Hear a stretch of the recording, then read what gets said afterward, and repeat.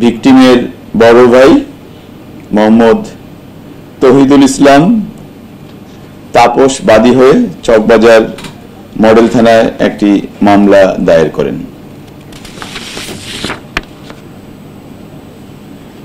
এবং অনুসন্ধানে আমরা পারিপার্শ্বিক যেসব আলামত আছে রাস্তায় বা অন্যান্য স্থানে সেগুলোকে বিশ্লেষণ করতে শুরু করি। বিশ্লেষণ করে আমরা একজন মহিলা মানুষের সন্ধান পাই। এটা ততক্ষণ পর্যন্ত আমাদের অনুসন্ধানের ফাইন্ডিং ছিল। পরবর্তীতে মহিলার সম্পর্কে আমরা বিস্তারিত জানার চেষ্টা করি এবং তার সম্পর্কে খোঁজ খবর নিয়ে গত 7 তারিখ ভোরে যশোরের ভাগারপাড়া থেকে তাকে আমরা গ্রেফতার করতে সমর্থ হই। যাকে গ্রেফতার করা হয় তার নাম সাবিনা আক্তার। সাবিনা আক্তারকে গ্রেফতার যেখান থেকে করা হয়েছে এটা তার শ্বশুর বাড়ি এবং ঘটনার পরপরই 4 তারিখে ঘটনা সংগঠন করার পর সে ঢাকা থেকে 5 তারিখে যশোরে চলে যায় এবং যশোরে গিয়ে তার শ্বশুর বাড়িতে অবস্থান করে। আপনাদের জ্ঞাতার্থে একটু জানিয়ে রাখি, এই সাবিনা আক্তার আমাদের মেট্রোপলিটন এরিয়ার মধ্যেই কামরাঙ্গীরচরে একটা ভাড়া বাসায় বসবাস করতেন তার স্বামী সহ। গ্রেফতারের পর সাবিনা এই ঘটনা সংক্রান্তে আমাদের কাছে বিস্তারিত খুলে বলে। রিগেল এম্পোরিয়াম হানিবার্ড অফারে জিতে নিতে পারেন ইন্দোনেশিয়ার বালিতে স্বপ্নের হানিমুন। পারিপার্শ্বিকতায় আমরা যে বিষয়টা জানতে পেরেছি সেটা হলো 3 তারিখ রাতে 10:30 থেকে 11টার মধ্যে কোনো এক সময় নিহত নজরুল সাবিনাকে পূর্ব পরিচয়ের সূত্র ধরে সাবিনাকে ফোন করে তার বাসায় আসার আমন্ত্রণ জানায় এবং আমন্ত্রণে সাড়া দিয়ে সাবিনা একসাথে রাত্রি যাপনকালে তাদের মধ্যে একটি শারীরিক সম্পর্ক স্থাপিত হয় এবং সম্পর্কটি অ্যাকচুয়ালি ওই দিনই না, আরো আগেও এই ধরনের সম্পর্ক স্থাপিত হয়েছে বলে সাবিনা আমাদেরকে জানিয়েছে। এবং সম্পর্ক কিসের ভিত্তিতে হয়েছে সেটা সাবিনা বলেছে তাকে চাকরি দেবে এই সুবাদে, চাকরি পাবে বা নিহত নজরুল তাকে চাকরি দেবে সেটার কারণে তার সাথে একটা সম্পর্ক সে তৈরি করে। তো ওই দিন যখন রাত্রে একসাথে রাত্রি যাপনের এক পর্যায়ে সাবিনা যখন তাকে চাকরি দেওয়ার কথা মনে করিয়ে দেয়, এক পর্যায়ে তাদের মধ্যে বাকবিতণ্ডা, কথা কাটাকাটি এবং হাতাহাতি এই পর্যায়ে গড়ায়।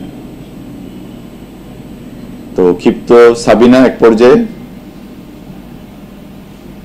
ঘরে যে শিল পাটা থাকে ওই শিল দিয়ে তার মাথায় আঘাত করলে তাৎক্ষণিকভাবে নজরুল নিচে লুটিয়ে পড়ে এবং লুটিয়ে পড়ার পর সাবিনা তাকে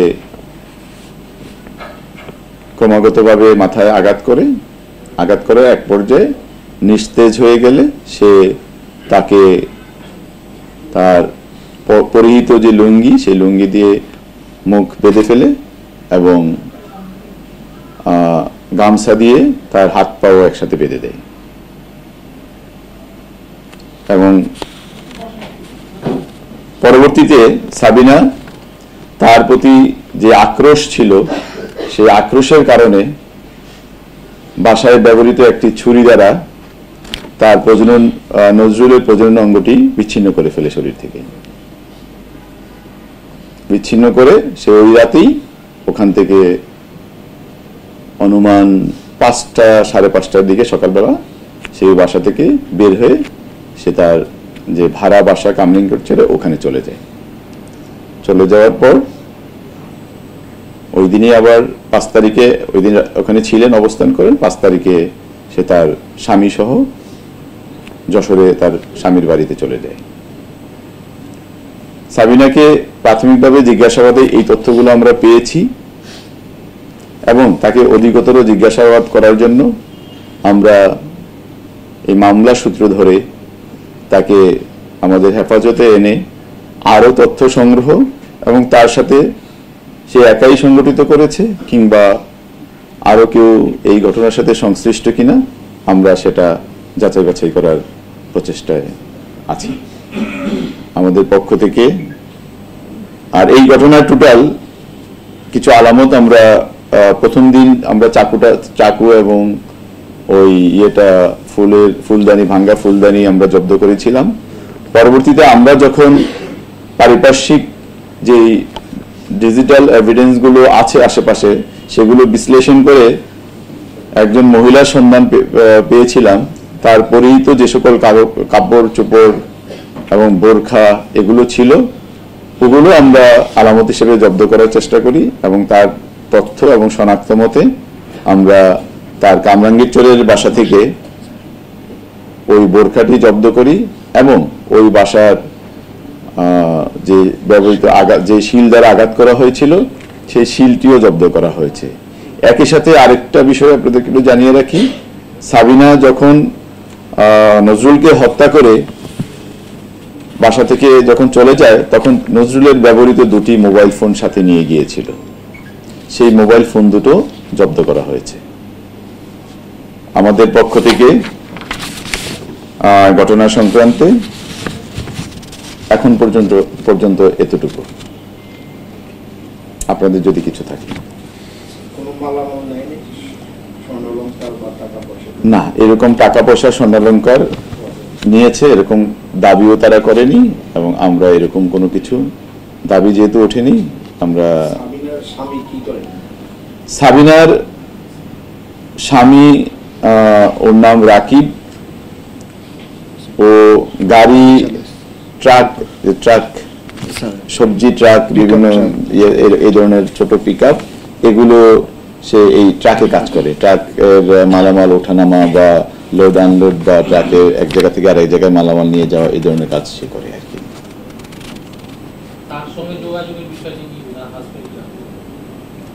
আমি আরেকটু যদি ক্লিয়ার করেন প্রশ্নটা কাইন্ডলি। নজরুলের সাথে যোগাযোগের, হ্যাঁ এটা আমরা সাবিনাকে জিজ্ঞেস করেছি, তবে সাবিনা এটা আমাদের বলেছে যে সে জানতো, তবে এটা তাকে চাকরি দিবে এবং তার সাথে যে তার একটা অভিভাবক সুলভ একটা সম্পর্ক আছে এটা জানতো, কিন্তু অন্য যেই সম্পর্কগুলো তার সাথে একটা ফিজিক্যাল রিলেশন বা আসা যাওয়া এতটুকু সে তার হাজবেন্ডকে বলেনি। এটা সাবিনার বক্তব্য আর কি। সাবিনার একটি সন্তান আছে, সম্ভবত 7 বছর বয়স। সে তার গ্রামের বাড়ি বরিশালের মুলাদিতে থাকে ওর ইয়ের সাথে, দাদির সাথে, ওই ছেলেটার দাদির সাথে। সাবিনা আসলে সে কিছুদিন এখন থেকে 3 মাস আগে সে ওই যে নির্মাণ শ্রমিকের যে কাজ, ওটা কি বলে রাজযোগালী বলে আর কি, এই কাজ সে করত, কিন্তু গত 3 মাস যাবত তার কোনো স্বীকৃত কোনো প্রফেশন ছিল না, এটা সে বলছে। তো সে বিভিন্ন পেশা বা চাকরি কিছু কাজ খুঁজতে ছিল আর কি। এই ব্যবসায়ের সাথে কতদিন সম্পর্ক ছিল? এটা সাবিনার স্বীকারোক্তি মতে গত 1 মাস আগে থেকে তার সাথে সম্পর্ক, এবং যেটা অনেকটা সাবিনা তাকে হত্যা করার পরেও দেখলাম যে তার প্রতি তার একটা শ্রদ্ধাবোধ, সে তাকে সম্মান করত এবং একটা অভিভাবক সুলভ একটা অভিব্যক্তি সবসময় আমাদের কাছে প্রকাশ করেছে আর কি।